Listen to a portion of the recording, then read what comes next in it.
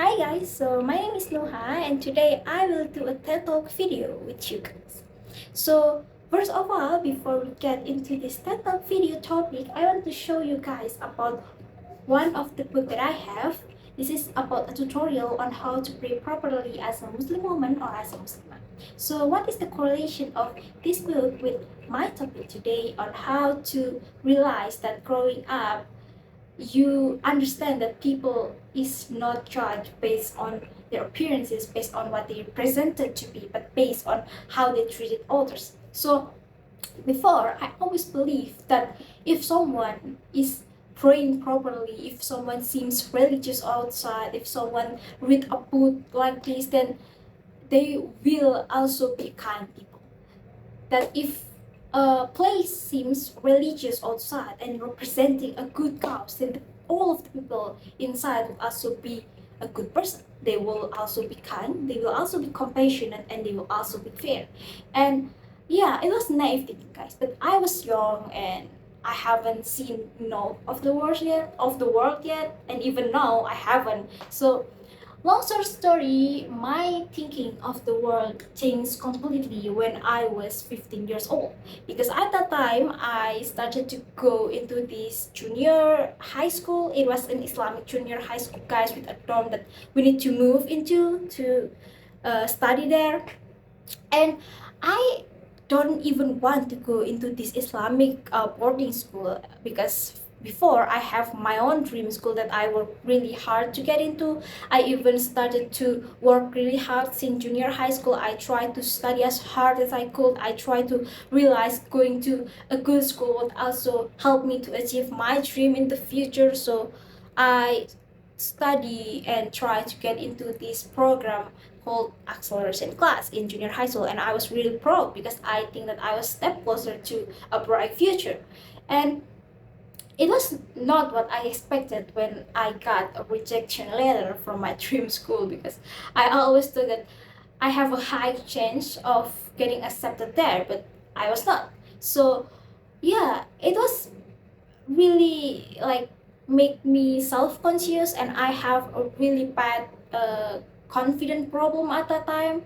And eventually I started to wear off. I start to stay up at the night and playing games and doing nothing other than procrastinate, and didn't care about my future at all. After that, I was really rather depressed. Yeah, I was a teenage girl, guys. We are exaggerating everything. So yeah, long story, it was also during the COVID-19, because I only graduated for 2 years in junior high school, and because of the pandemic I didn't get enough chance to play together with my friend, and I didn't have like a lot of close friends at the time. So I didn't have any friends to ask me to go to the same school with them, because yeah, we barely interact with each other. So a long story, because of that I just let my parents choose whichever school that they want me to get into, and eventually they choose about this Islamic boarding school. So because of my feelings at that time, I didn't follow them when they chose the school before registering me. So I just go on the first day of school. It was the first time that I saw the school, and it was really not what I expected, because the school itself, the building itself, was so bad. It was dilapidated, it was small, it was dark, it was moldy, and there was leak everywhere. The tables and the chairs were uneven, and yeah, there was a lot of padding. But I always believe that my parents also think about my education, and I didn't believe that they will deliberately choose this bad school for me, their only child. So it turns out that I was right, because the time that my parents chose the school, they didn't show both of the building of the boys and the girls building. They only show about the boys building, and my parents also told that the boys building will also be the building that I will be studying into. They didn't mention at all about separating the boys and the girls. And the girls building was like heaven and the earth differences with the boys, because the boys building have a lot of facilities. They have garden, they have a good computers, they have a good classroom, they have a lot of extracurricular. But the girls was not, because the building for the girls school is mixed with junior high school, and there was barely enough room for us, barely enough spaces, and the canteen itself is like really dirty, and there was no extracurriculars, there was no good experiences in the classroom. And the teacher itself is also different for the boys and the girls.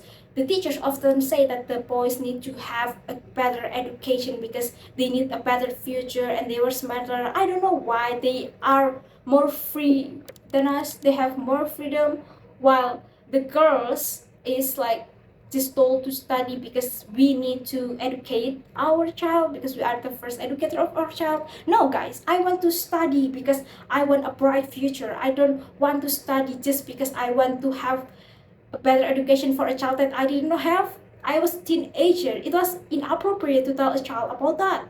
And for someone who previously loved learning so much, it was really hard to accept about this fate of me.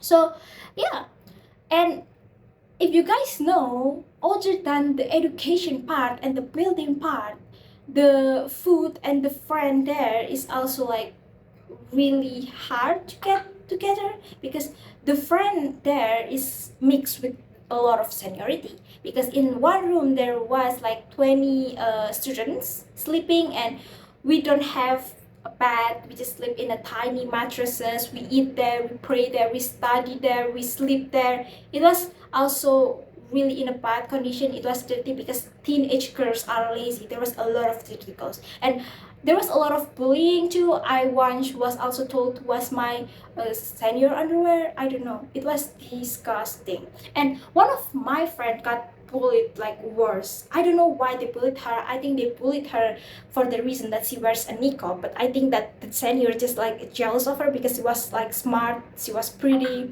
and yeah.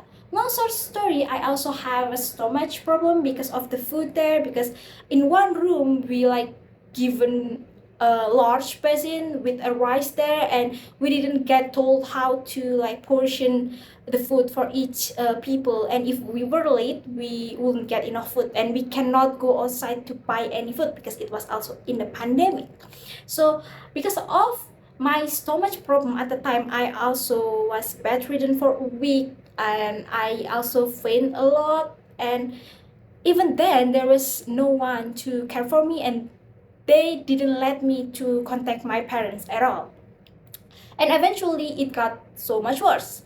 And the last day I spent there when I was sick, one of my senior was told by like the teacher, I don't know, it was teacher or ustada, to give me food. And she said to me like, I think she was not happy because she didn't want to feed me, guys. It was a, I don't know. She told me that, are you ready to make the cut? I don't know what is she implying with that, because I got the notice that she changed me to die to make the cut, other than like bothering her to feed me that one meal. And yeah, eventually because I didn't get better, they contact my parent, and my parent was really shocked with my condition, and I tell them everything, and then I got hospitalized, and turns out I need a appendix surgery. And that time was also like one of the worst time in my life because my parents blames each other for this mistake that cost me like my health and everything. I was also depressed because I blame a lot of things. I blame myself too because I think this was my fault, and I also blames my religion. I always thought because if someone is religious, then they will also be kind, but it was not the reason. And I have a faith problem at that time, so I blame like Islam is bad because of these experiences, because the people in here who claim that they are religious is treating others horribly and etc. But long story, I was changing school in my second semester, and I met new people, I met new students, I study in a great environment, I met a great teachers, and eventually I learned bit by bit to trust my religion again.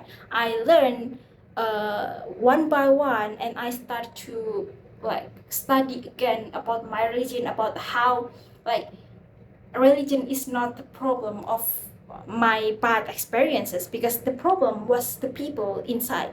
People are like complicated. like human beings are complicated, guys, because you cannot expect someone to always be kind. There was also always two sides of people, the bad and the good.